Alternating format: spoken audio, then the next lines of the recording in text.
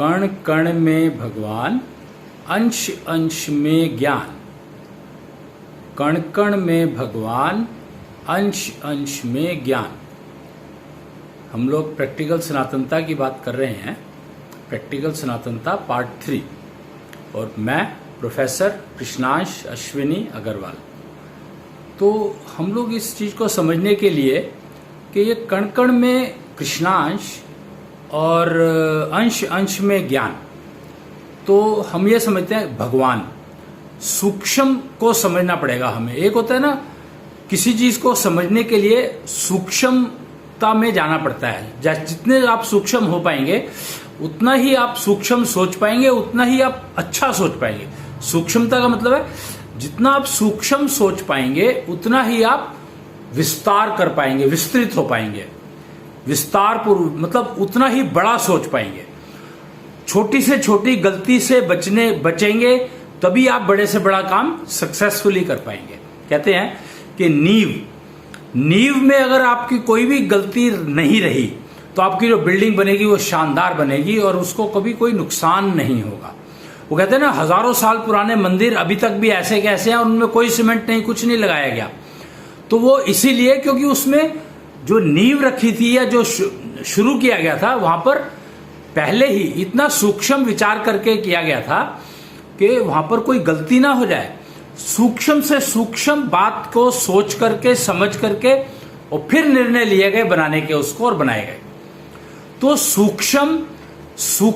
सूक्ष्मतम यानी सूक्ष्म से भी सूक्ष्म, अति सूक्ष्म तक सोच चलती है। और सबसे सूक्ष्म जो सर्वोत्तम सूक्ष्म, सर्वश्रेष्ठ सूक्ष्म जब जाते हैं, हम बात करते हैं, बिल्कुल उससे छोटा कुछ संभव नहीं है, तो वो है महाविष्णु। फिर उसके बाद आते हैं विष्णु।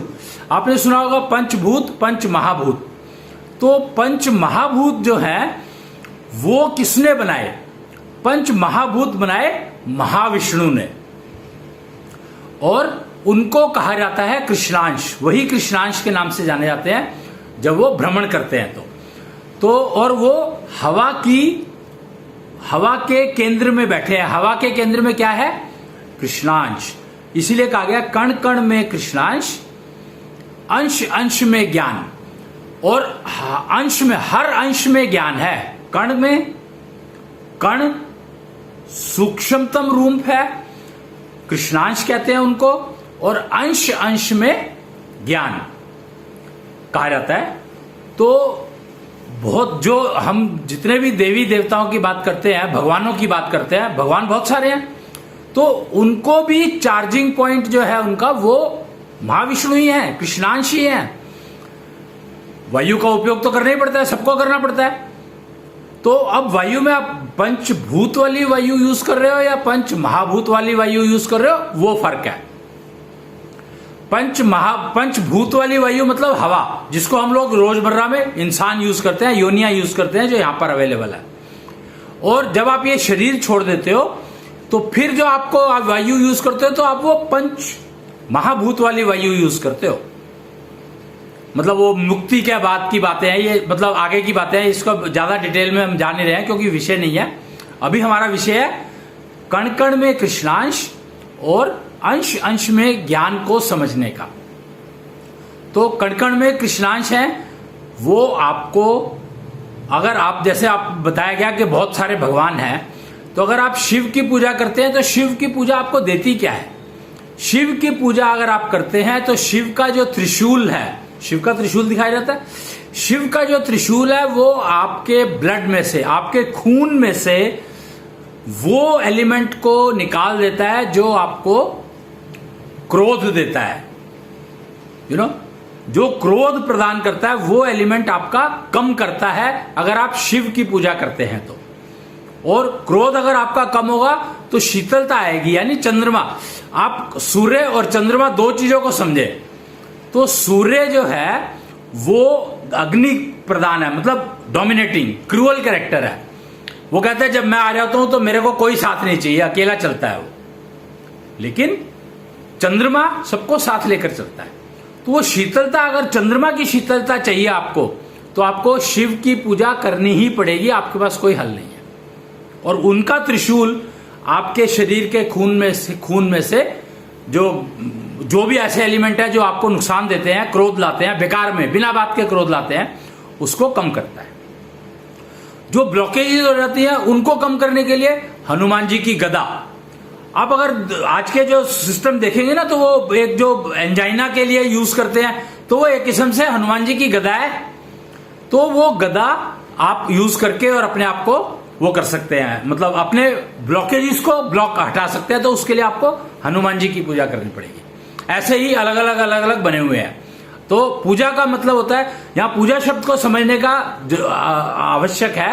पूजा का अर्थ होता है P stands for procedure, A stands for adopted, procedure adopted for undoing, you means undone, जो हमसे गलतियां हो गई है उनको ठीक करने का जॉब यानी तरीका। तो PUJA, आप पूजा वर्ड को समझे और पूजा करें, और पूजा करेंगे तो आपकी जो की हुई गलतियां हैं उनको आप अनडन कर पाओगे। तो कितनी बड़ी बात है ये। पूजा का मतलब अगर आप समझ जाएं और फिर ठीक उसी की पूजा करें। जैसे आपको हनुमान जी की पूजा करनी है अगर आपके ब्लड में ब्लॉकेजेस हैं तो, और अगर आपको शिव की पूजा करनी है अगर आपके ब्लड में कुछ इंप्योरिटीज हैं तो, खासकर क्रोध दिलाने वाली। ऐसे ही और बहुत सारे वो हैं। गणेश, अगर आपको पेट की समस्याएं रहते हैं आप गणेश जी की पूजा कीजिए। तो ऐसे बहुत सारे सबके बने हुए हैं, अपने अपने सबके बने हुए हैं। अगर आपको प्रेम की कमी है आपके अंदर, आपको प्रेम की हुआ है, तो आपको इप देवी, संतुष्टि इप देवी की पूजा करनी पड़ेगी। अगर आपके परिवार में, आप अपने परिवार में एकता चाहते हैं, परिवार में यूनिटी चाहते हैं, इंटीग्रेशन चाहते हैं, तो सद्भाव चाहते हैं, तो आपको युगल भगवान की पूजा करनी पड़ेगी। उसी युग के युगल भगवान की पूजा करनी पड़ेगी जिस युग में आप रह रहे हैं। जैसे अभी कलयुग चल रहा है तो कलयुग के युगल भगवान की आपको पूजा करनी पड़ेगी। और दशांश, हर प्राणी में, मतलब मनुष्य प्राणी में, जेंडर कोई भी हो, हर इंसान में 10 अंश हैं, दशांश, और हर अंश में ज्ञान है। तो दशांश चालिया आज से शुरू हो रहा है, आज 21 सितंबर है। तो दशांश चालिया का आप उपयोग कर लें तो बहुत बढ़िया रहेगा आपके लिए। आपके ज्ञान जागृत होंगे। दशांश, 10 अंश के 10 ज्ञान जागृत होंगे। वो 10 ज्ञान बताए गए हैं। कौन कौन से हैं? आत्मज्ञान, तत्व ज्ञान, ज्योतिर्ज्ञान, आयु ज्ञान और व्यवहार ज्ञान। ये 5 तरह के ज्ञान बताए गए हैं। और 4 और ज्ञान है, समय का ज्ञान और कर्म का ज्ञान और भक्ति का ज्ञान और शक्ति का ज्ञान। तो ये 10 अंश आपके ऐसे डिवाइडेड है।